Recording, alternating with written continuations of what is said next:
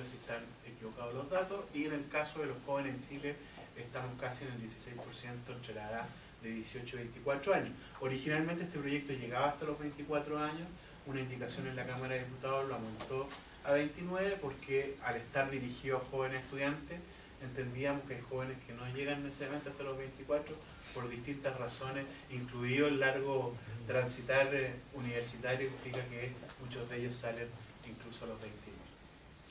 Después de eso, si siguen estudiando ya no son jóvenes, por lo tanto comprenderán que hasta los 29 más. ¿Ya? Bueno, los objetivos del estatuto, que es lo que plantea el Ejecutivo, ¿ya? Incorporar un nuevo contrato especial entre el estudiante, para el estudiante trabajador, y esto es importante tenerlo claro, es para los trabajadores que son jóvenes estudiantes, no es para los jóvenes en general. ¿Ya? Con esto lo que buscaba el Ejecutivo era compatibilizar los trabajos con el estudio, con una jornada reducida. Buen tema de fondo. Para pensar. Y incentivar la contratación de jóvenes de manera de reducir las altas tasas que estábamos conversando recién y superar la rigidez, esto es lo que plantea el Ejecutivo, insisto, ya del contrato de 45 horas para jóvenes que deben alternar su actividad estudio-trabajo. Esto es lo que planteó como objetivo central el Ejecutivo. ¿Ya? Después aquí hay unos elementos que son de crítica, ya que se han planteado, no sé si falta aparece una posibilidad antes, pero si no es así, ¿puedes correrlo un poquito porque no se alcanza a ver bien? ¿Apaga la luz? Yo creo si se puede. Sí, que ahí la línea además cortada. ¿Con menos luz, Felipe? Muchas gracias. Algunos elementos que son criticables de este proyecto como salió, el artículo 152 Quater D, que regula la jornada laboral, un máximo de 30 horas semanales. Se plantea que hay un exceso de horas reparadas por la OIT en la sesión de la Comisión de Trabajo, lo conversamos con Alejandra Kraus, permiso para rendir exámenes sin goce de sueldo, no existe pago de horas extraordinarias y alternativas para el periodo de vacaciones universitarias al trabajador estudiante por escrito. Se suspende el contrato hasta por 2 meses, la mantención de la prestación de los servicios, jornada 45 con horas extraordinarias, el sueldo no puede ser inferior al sueldo de ingreso mínimo mensual. La consecuencia de esto es que las vacaciones no se pagan al estudiante y el exceso de horas para un contrato especial. La siguiente. En el caso de las cotizaciones y carga familiar, el artículo 152 F aprobado regula esta situación y dice, lo que dice plantea, que pueden optar por no cotizar en salud y seguir siendo carga de los tutores. ¿Ya? En este evento las licencias médicas solo justifican la ausencia y no hay pago por ello. ¿Ya? Las consecuencias entonces, como decía recién, no hay pago de licencias médicas y si bien el trabajador o el trabajador estudiante se mantiene como carga familiar, si se enferma no va a recibir remuneración alguna, solo cobertura correspondiente por no ser titular, obviamente, por no ser titular sino ser cargo. ¿Ya? La misma situación ocurre en el caso de la trabajadora embarazada, al ser carga de su familia no recibe subsidio de su remuneración en pre y postnatal, dejándola por consecuencia en la indefensión. ¿Vale? La eliminación de 2 descansos dominicales al mes y pago de horas extraordinarias. ¿Ya? Se eliminan estos derechos que obviamente garantizan el beneficio de los trabajadores, por un lado, y por otro lado el pago con un recargo del trabajador sobre el límite diario semanal, y no hay capacidad de negociación, por lo que conversamos recién, el caso de, o sea, entrega la posibilidad de que el estudiante negocie con el empleador, pero la utilización de los domingos, pero sabemos y entendemos que cuando no existe una sindicalización que es fuerte, y aquí hay un concepto que yo quisiera decir, cuando uno quiere avanzar a hacer contratos más flexibles, lo puede hacer sí y solo si, a mi juicio, tú tienes un contrapeso que sea suficiente, o sea, sindicatos que sean fuertes, capacidad de negociación colectiva. Cuando uno compara Chile con países de la OCDE en esta materia estamos muy por debajo. Entonces la flexibilización de los contratos termina siendo o facilitando el abuso por parte de los empleadores por esta baja capacidad negociadora que tienen los trabajadores.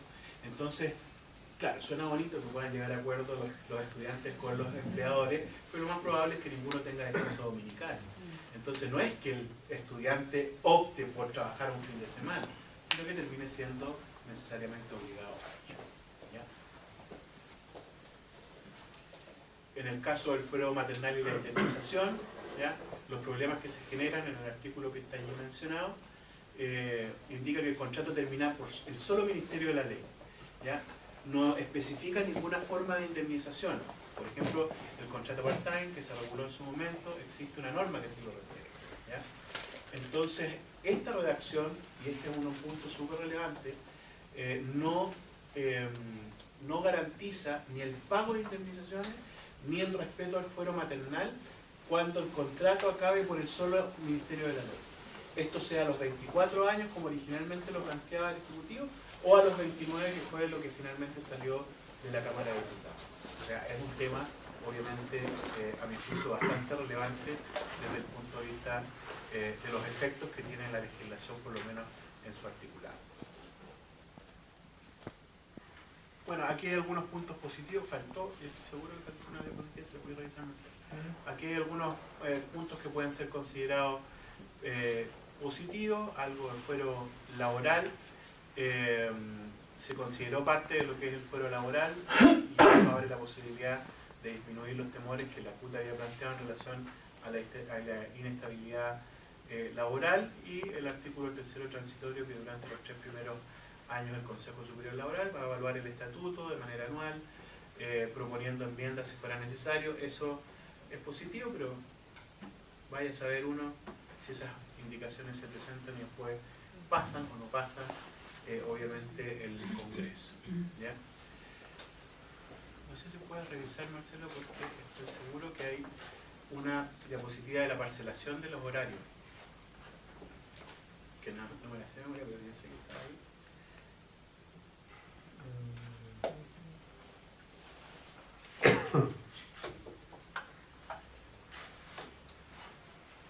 Diputado, Sí. ¿cuántos diputados demócratas cristianos participan en la Comisión del Trabajo? 1 de 13. 1 de 13. Vamos a buscarla. Por el original fue.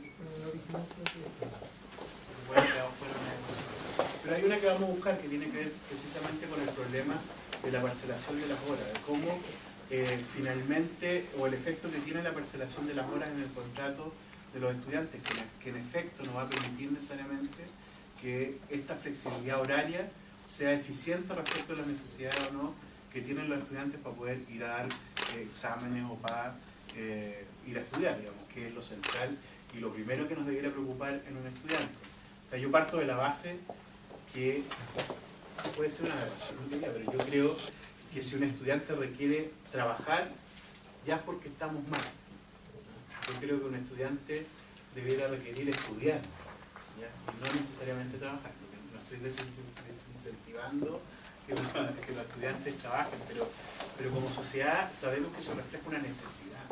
Los estudiantes habitualmente estudian, o sea, trabajan por necesidad, que requieren recursos, porque sus familias no tienen más ingresos, ¿ya? Entonces eso demuestra que hay una precariedad, a mi juicio, y debiéramos tener una sociedad que permitiera que los estudiantes puedan estudiar. Bueno, indistintamente de eso, obviamente hay una realidad de la que hay que hacerse cargo, y en ese sentido creo que hay que hacerse cargo de la mejor forma posible. No sé, ¿pudiste, Marcelo? Sí. ¿Apagó? Porfa, favor. Una, no sé. Sí, eso nos arrancó, parece, por ahí.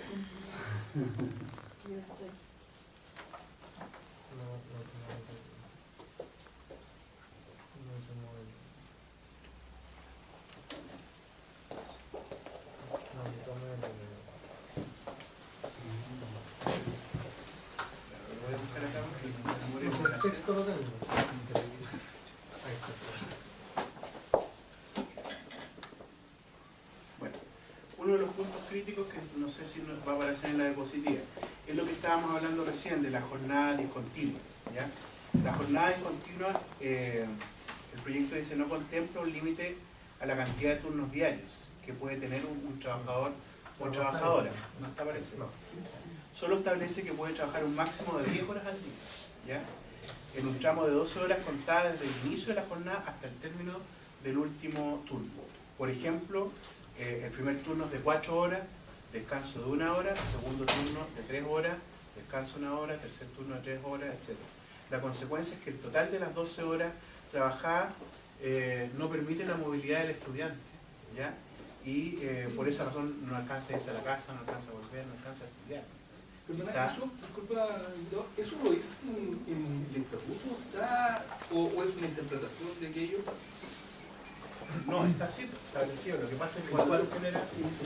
O sea, no, es la interpretación. Ya, es en la la práctica interpretación, ya, es la ok. interpretación. Ya, No, no lo dice así. ya, Pero en perfecto. definitiva lo que va a ocurrir es eso.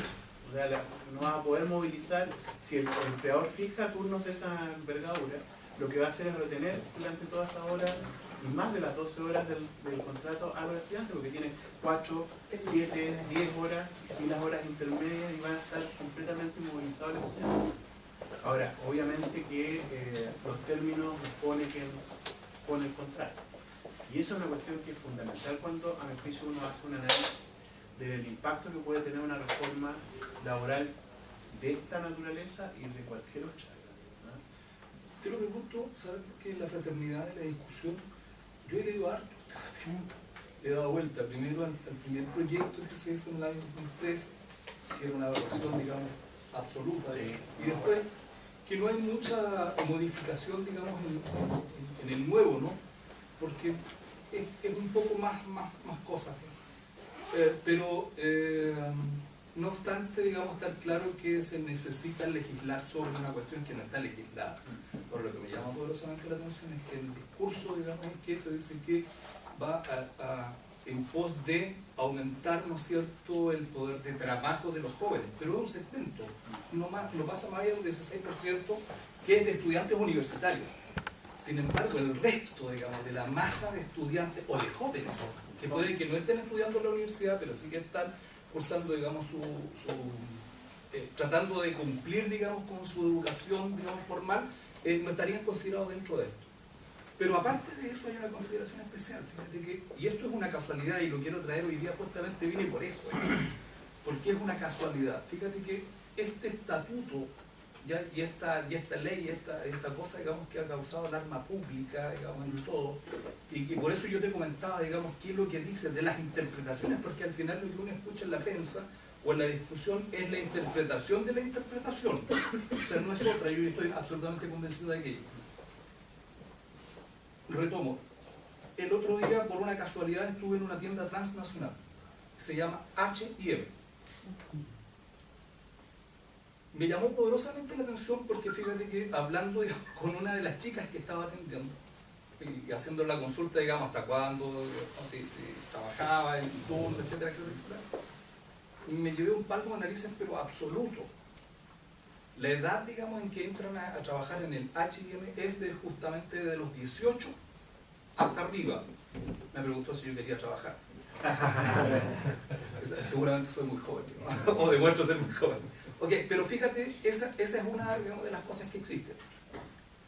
Tienen un sistema de turnos que está, como todo el mundo dice, digamos, pero estaba entre su punto 10, 20 horas, hasta llegar a las 30 horas. Entonces, al escuchar 30 horas y que estábamos viendo, entonces dije, ok, o sea, ustedes ya tienen en práctica el estatuto. No tenían idea de qué se trataba este cuento. Pero sí ellos lo tienen normado. Y cuando hablan de 30 horas semanales, ella trabaja de lunes a viernes, 6 horas diarias. Y cuando dice, y no habla, digamos, de turno, oye, yo hago 3 en la mañana y hago 3 en la tarde. Pum, pareja las 6 horas. Pero esa es una estandarización de esa empresa. Sí, ok, y fíjate lo más importante, digamos, y lo más importante de toda esta cosa, digamos, que les pagan todo. Sí. Pero Todo, absolutamente todo. Entonces, sí. cuando dices, perdona, para terminar nomás con el ejemplo, lo traigo a colación por eso, porque ya existe una empresa, una de no sé cuántas, digamos, pero porque les pagan todo lo que son los,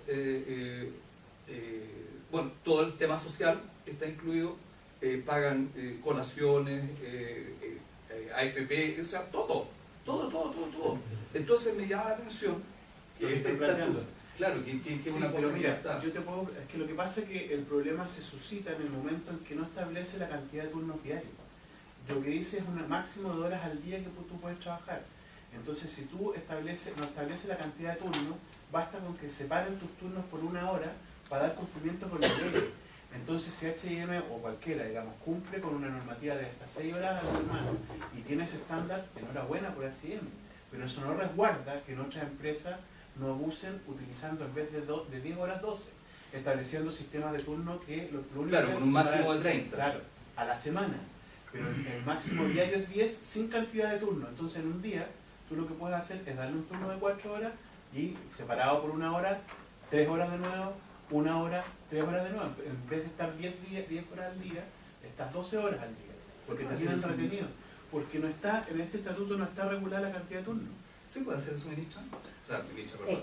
Ex-ministra. Ahora como va. Cámara. A ver, en lo que tú señalabas respecto de H&M, eso está regulado en el Código del Trabajo en términos generales. No nos olvidemos que las 45 horas semanales tú las puedes distribuir en no menos de 5 ni en más de 6. Entonces, que tengan de lunes a viernes esa jornada, pero además a través de los dictámenes de la Dirección del Trabajo se señala, ¿no? Tú puedes hacer la opción del turno, pero el turno es cómo distribuyes estas jornadas semanales en el mes, garantizando los 2 domingos libres al mes, etcétera, etcétera, que son jornadas.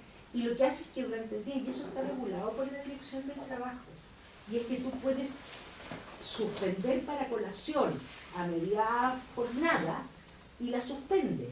Pero es distinto lo que plantea, lo que va a gatillarse con este estatuto, en particular para los jóvenes. Y es que se les autoriza estos turnos diarios, ¿ya? Que la única limitación es que no pueden exceder de hasta 12 horas, que O sea, 10 horas. 10, pero Que podrían llegar a ser 12. a ser 12, pero es la regla general, Sí. porque tú tienes que terminar la jornada laboral y garantizar que el inicio de la siguiente sea con una diferencia al menos 12 horas. En eso Así se es. respeta la regla general. Pero esto es un estatuto distinto, porque si no podrían ser contratados de acuerdo a la normativa general, y ahí tendrían derecho a todo, como cualquier trabajador, porque lo que H&M paga no es sino las obligaciones previsionales, las cotizaciones previsionales y salud que la ley les obliga. La regla Es general. distinto, es la regla O sea, con general. este estatuto quedarían peor. Claro, El efecto de este estatuto es peor que las condiciones generales en las que hoy día están contratados. Una consulta. Claro, ahí hay un tema, digamos. y no van a poder, porque si son para estudiantes, salvo que sean todos estudiantes de vespertina, ¿verdad? Porque la única alternativa sería, ¿no es cierto?, que las 6 horas diarias, de lunes a viernes, y te pudieras ir, fueras alumno de vespertina, pero los jóvenes, aquí tenemos dos jóvenes de la USACH, con una jornada diaria, se les reducen los fines de semana, entonces las 30 horas termina siendo probablemente viernes, sábado y domingo. ¿Ya? Entonces, esa es la preocupación, que lo que puede terminar ocurriendo con un estatuto en particular para un segmento determinado de la población, en que se entiende que es necesaria la empleabilidad, sin duda, pero empleos de calidad. ¿Ya? Y lo que el diputado señalaba, uno puede entender que hoy día se requiere de mayor flexibilidad, ¿ya? Porque el mercado del trabajo te va colocando, pero eso obliga a lo que él decía, los pactos de adaptabilidad de la jornada tienen que ser hechos en ambientes donde exista, lógico, y la organización sindical fuerte, que efectivamente exista un equilibrio real entre empleador y trabajador.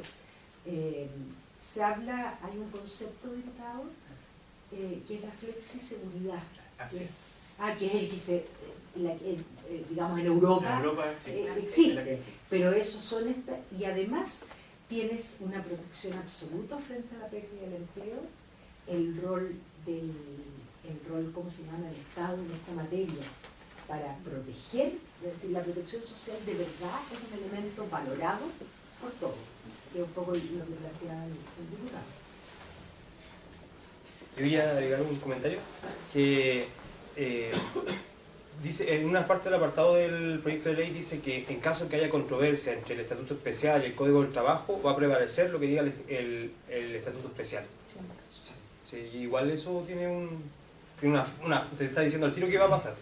Sí. Y acompañada de quienes dicen que el tema de la asimetría al momento de la negociación.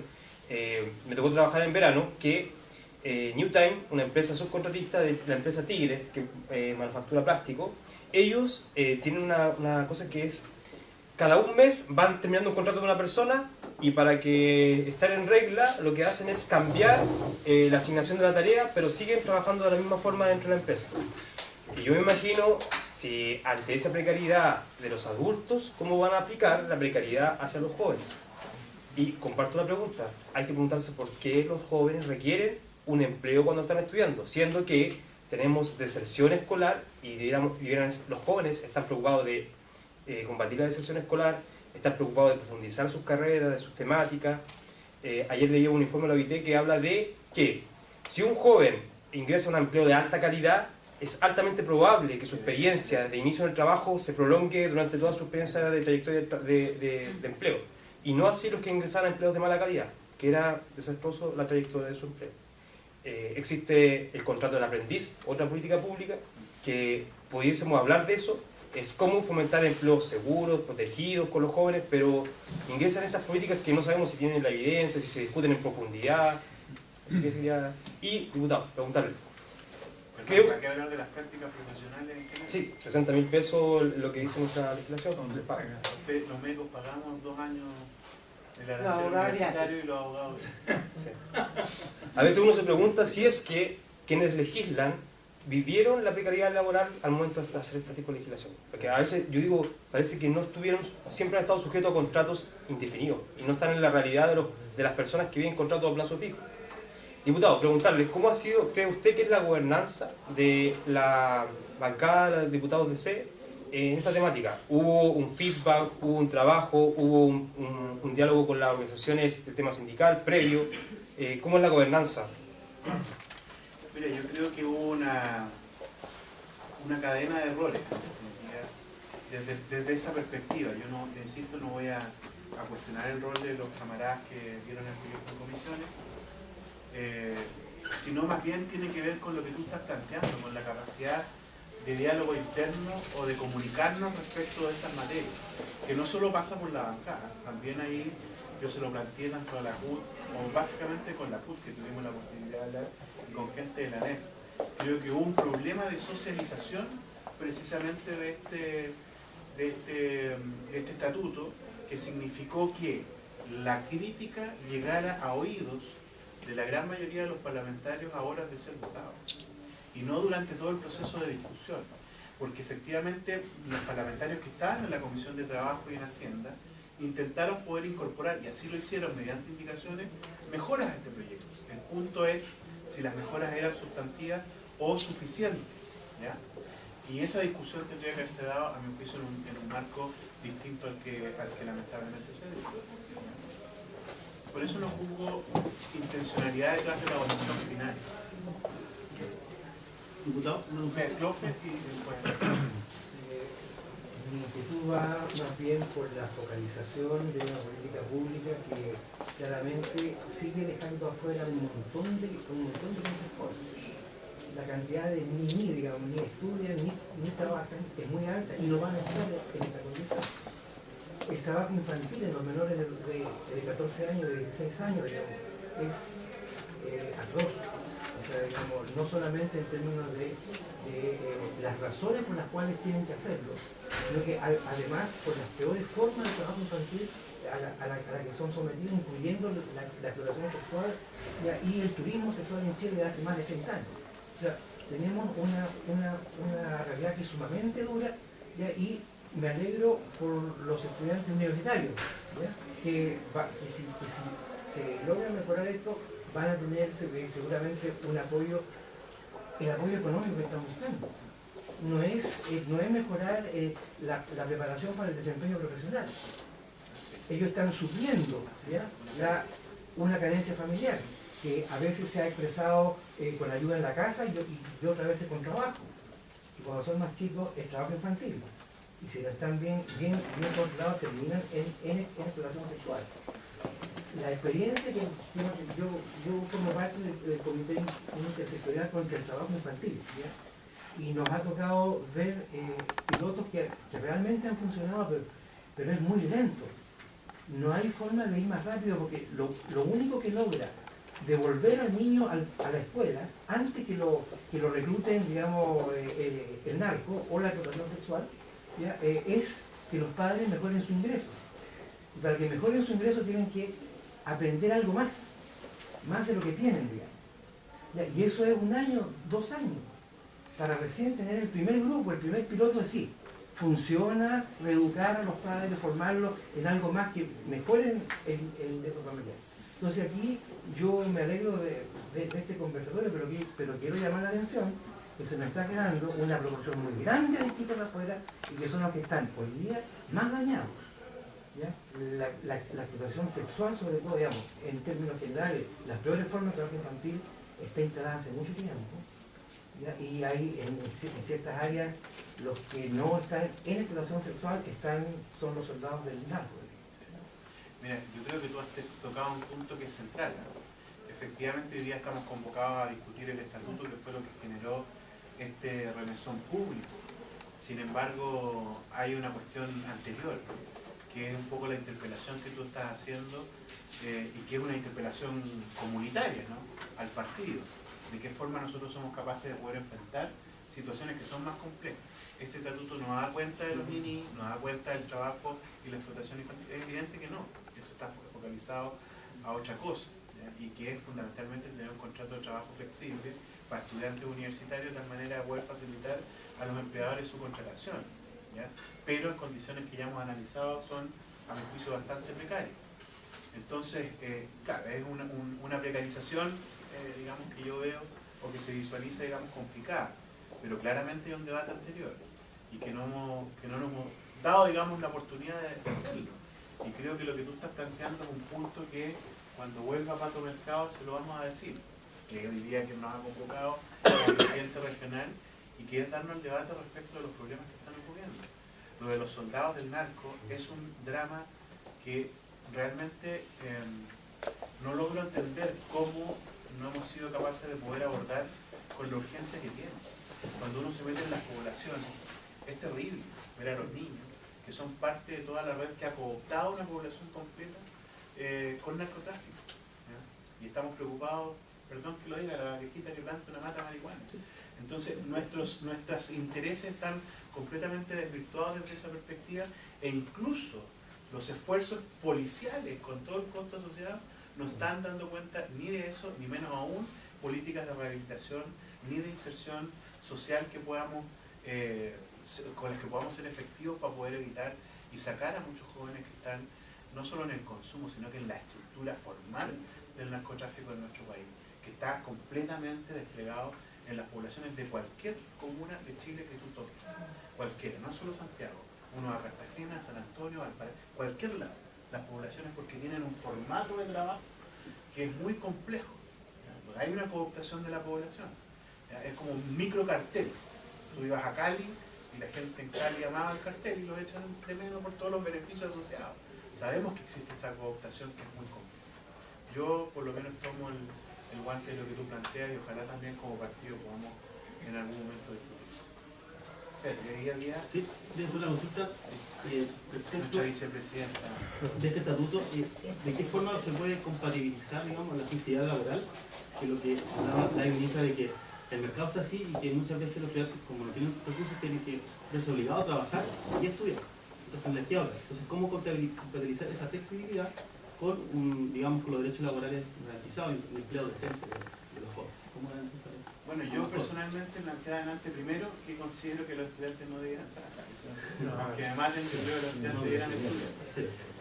Bueno, entendí, ese es un mundo muy distinto al que vivimos, obviamente, a los requerimientos que tiene un país como el nuestro, que sí requiere, digamos, de una estabilidad por las razones que quizás han explicado. Y obviamente que cualquier estatuto, a mi juicio, que avance, no puede significar menores garantías que la que hoy día pueda ofrecer la fórmula por la cual se contratan los trabajadores, que es el Código Laboral o la Ley General. O en su defecto, si vamos a tener una legislación que sea más flexible, obviamente tienen que existir las condiciones de negociación para que esta flexibilidad no afecte ni se transforme en un abuso. Eso conceptualmente, ¿no? Yo creo que es clave poder tener eso bien metido en la cabeza, porque la flexibilidad generalmente se asocia